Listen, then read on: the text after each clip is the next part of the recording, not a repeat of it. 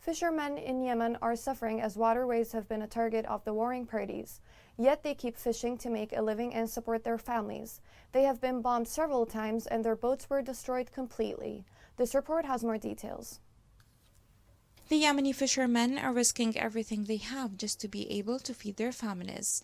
Catching fish for a living in Yemen isn't only about jumping into a boat and throwing a net into the sea.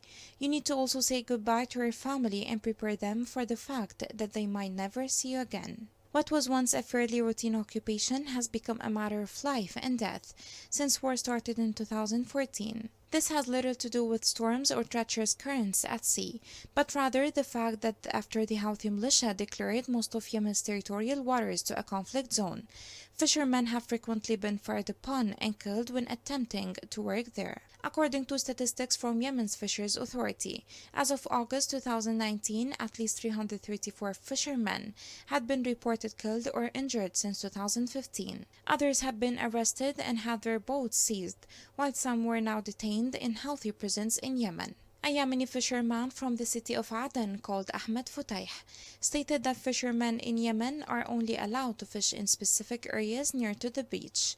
But when they try to fish in deeper areas where there are a lot of fish, helicopters chase them, the fighters shoot at them and seize their boats. Local reports estimate that of Yemen's 100,000 fishermen, over a third, which is about 37,000, have quit since the war began and lost their income. This is one of the world's poorest countries, where the war has resulted in tens of thousands of people living in famine-like conditions, and which has been declared by the United Nations as the world's worst humanitarian crisis.